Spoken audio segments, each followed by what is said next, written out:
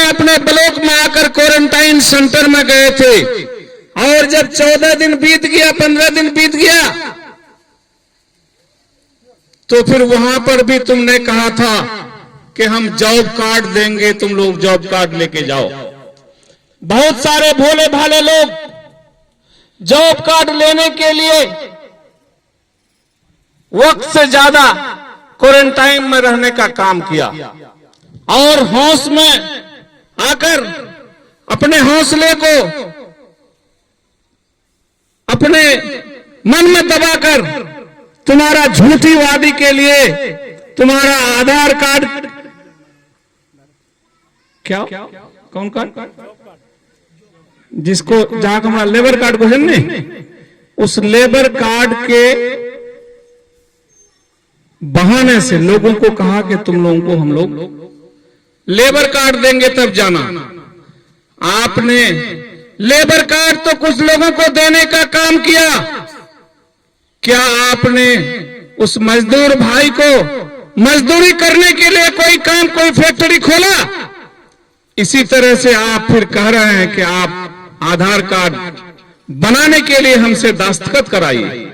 भाई आपको कहां कहां हम खोजें? उसमें तो मुखिया का भी साइन होना है, या फिर नहीं तो मेंबर साहब का भी साइन से काम चल जा रहा है। फिर तुम अपने बीडीओ और सीओ को क्यों कह रहे हो कि जब तक मेरा साइन नहीं होगा तब इसका आधार कार्ड सुधार के मत देना? वोट के वजह से तुमको वोट देगा जो तुम हमारे पीठ में छुरा भोग करके आए हो, सेकुलर के नाम पर वोट लिए हो, और आज भाजपा और आरएस के गोद पर बैठे हुए हम पर राज करते हो। तुम भूल जाओ नीतीश कुमार, तुम अपने एमएलए एमपी को, जो हम गरीब और हमारे बीच जो आदमी हैं, उसको बहलाने फुसलाने के लिए तुम अपने एजेंट को भेजते हो कि हाँ जाओ तुम हमारे बारे में बोलो। मदरसा का शिक्षक को बोलो कि तुम्हारा दरमाह बढ़ा देंगे, तुम्हारा तनख्वाह बढ़ा देंगे, तुम्हारा पेंशन चालू करा देंगे। स्कूल के शिक्षक को बोलते हो कि हम तुम्हारा सारा सुविधा देंगे। नीतीश कुमार, तुम्हारा सब झूठ पकड़ी जाती है, तुम्हारा कोई बात नहीं सुनेगा। ये अलग बात है कि हम मर्दों के अंदर में भूलने का सलाहियत ज्यादा है, बिकने का भी सलाहियत ज्यादा है। हमें तुम पैसे दे दोगे और तुमको हम वोट दे देंगे, लेकिन इस बार तुम याद रखो कि तुम हमें पैसे से भी नहीं खरीद सकते हो। इसलिए नहीं खरीद सकते हो कि तुम अगर मुझे 1000 रुपया या 500 रुपया या 200 रुपया दोगे कि हमको वोट देना, जो ही हम घर जाते हैं हमारी बीवी सबसे पहले मेरी पॉकेट तलाश करेगी और पूछेगा कि ये पैसा आपके पास कहां से आया। आपको सच बोलना पड़ेगा कि फला साहब, फला नेताजी हमको 200 रुपया देके गए थे। आपकी बीवी, आपकी बेटी और आपका बेटा जो दिल्ली, मेरठ, पंजाब और लुधियाना में, उसे खबर अगर पता चल गया कि इस दलालों का, ये जालिम सरकार का पैसा लेकर हमारा बाप वोट देने के लिए चाहता है बीजेपी को, तो आपको वो मना करेगा। आप अगर मना नहीं की मानिएगा तो पान दुकान में जो आपका उठाना कर दिया आपका बेटा, बीड़ी और सिगरेट का और चाय का, वो बेटा वहीं से फोन करेगा कि अब्बा तोर 5 रे कोसी भाजपा का भाजपा सरकारों वोट मत दिस। और साथ साथ हमारी मां बहनें जो घर में रहती है, डेली अपना बेटा से बात होता है उसको। मेरे दोस्तों, इसलिए मैं मौजूदा सरकार, भाजपा की सरकार, भाजपा गठबंधन की सरकार को वोट नहीं इसलिए देगा कि आपने हमें धोखा दिया है। हमसे आइडेंटिटी कार्ड मांगते हैं और जमीन का कागजात मांगते हैं 50 साल और 100 साल पहले का, और अगर तुम नहीं दिए जाओगे तो तुम हिंदुस्तान छोड़ देना पड़ेगा तुम्हें।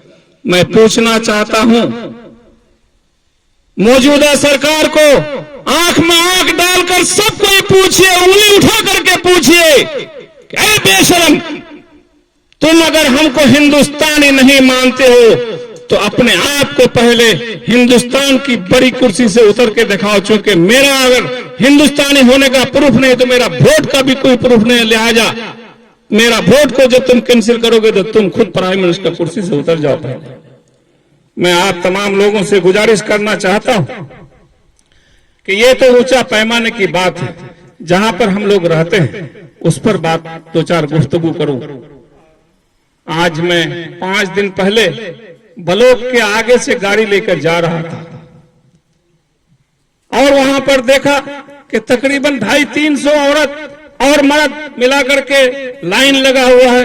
मेरे साथ में हैदर साहब थे। मैं मुझसे पूछा कि हैदर साहब कौन चीज की ब्लॉक में इतनी भीड़ है? हैदर साहब ने बताया कि इसी को कहते हैं नाम खराब होने को ठीक करने का। जो हमारे एमएलए साहब कहते हैं कि आधार कार्ड सही कर लो, आइडेंटिटी कार्ड सही कर लो, वोटर लिस्ट सही कर लो, उसी का भीड़ है। मैं कहा कि इसको इतने लोगों को यहाँ पर ब्लॉक में चिलचिलाहट धूप में खड़ा करके रखने का मतलब, ये तो शिविर लगा के हर पंचायत में कर सकता था, या फिर जितने लोगों का करना उतने लोगों को बोला कि हाँ 60 से 65 लोगों को एक दिन में करना है और यहाँ पर 250-300 आदमी आ गया। ये तो दलाली का काम है ही, परेशान करने का काम है ही। लेकिन जनाब आपको एक बात सोचना पड़ेगा कि आपको अगर एक पहचान पत्र बनाना है, एक मोटेशन करना है, तो आपका घर के बगल में बहुत सारे एजेंट लोग हैं जिसको हम लोग अपना मादरी भाषा में दलाल कहते हैं, और उस दलाल का आदत पकड़ाने का हमारा मौजूदा विधायक का है कि आप देख रहे हैं कि हर घर से, हर अच्छे फैमिली से एक आदमी को, एक बच्चा को पकड़ करके उन्होंने रोड पर लाने का काम किया और उसको बीड़ी, सिगरेट, खैनी और तंबाकू का आदत दिला दिया। जब उसके पास पैसे नहीं रहा तो मां से पैसा लिया धमका के, बाप का पॉकेट से पैसा निकाला। जब वहां घर से पैसा नहीं निकलता है तो उसे आप कहते हैं कि ठीक है, तुम फला ठेकेदार के पास जाओ, उसको हम बोल देते हैं तुमको 1000 रुपया या 500 रुपया दे देगा, लेकिन ठेकेदार है ही कितना दिन तक देगा। उसके बाद जब आपकी आदत खराब हो गई है तो आप फिर उसी काम को करेंगे कि आपको एक जाति निवासी बनाना है। उसको खोजते हैं आप, दिन भर में 2-4 मुल्ला को पकड़ लिए तो 200-400 टका हो जाता है। इस दलाली को सबसे पहले खत्म करना होगा। आपके अंदर में, आपके परिवार के अंदर में खुशहाली उसी वक्त आएगी और आपके चेहरे में चमक और दमक उस वक्त आएगी जब आप इत्मीनान से रहेंगे। आपका आने वाला पीढ़ी जो आपके सामने में बाल बच्चा है वो आपके सामने में सही काम करके आपको दिखाए तो एक पेट भूख भी रहिएगा तो भी आपके सामने में आपका चेहरा में खुशी रहेगा। मैं बताऊं कि आपके लिए, आपके इलाके के लिए कुछ लोग बहुत ज्यादा मेहनत करके यहां से हैदराबाद जाने का काम किया और हैदराबाद में जा करके जनाब बैरिस्टर असदुद्दीन साहब को कहा कि बैरिस्टर साहब आपको बिहार आना पड़ेगा और खास तौर पर बिहार का सीमांचल और किशनगंज आकर के बदहाली को दूर करना पड़ेगा। उस आदमी का नाम है जनाब अख्तरुल ईमान साहब। अख्तरुल ईमान साहब के प्रयास से जनाब बैरिस्टर असदुद्दीन साहब आपके बिहार आने को तैयार हुए। उसका जिंदा मिसाल ये है कि 2017 में सैलाब जो आई थी बरावला, उसमें खुद से वो आकर हमारे पूरे बिहार और खास तौर पर सीमांचल में ज्यादा से ज्यादा मदद पहुंचाने का काम किया। कुछ ही दिन बाद जब लोग बीमार पड़ने लगे तो लाखों रुपया का दवाइयां भी हमारे बीच बांटने का काम किया। ये सारे लोग आप लोग देखे होंगे, सुने होंगे, खास तौर पर जिसके पास अभी टच वाला मोबाइल तो सबके पास, सब लोग देखे होंगे।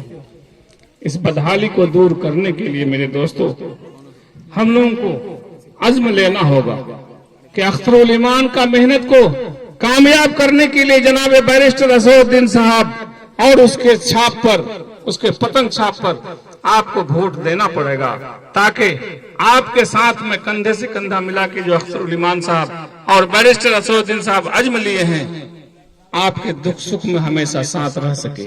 इसलिए मैं आप तमाम लोगों से गुजारिश करने के लिए आया हूं कि पूरे बिहार में, खासतौर पर सीमांचल के हर विधानसभा क्षेत्र में जो आपके बीच जो भी कैंडिडेट जहां से देंगे, जिसको भी देंगे, चाहे वो किसी भी तरह का आदमी हो, पतंग छाप लेकर के अगर आए तो उसको आप तमाम लोग बैरिस्टर असदुद्दीन साहब के नाम पर पतंग छाप पर वोट देने का काम करेंगे इंशाअल्लाह रहमान।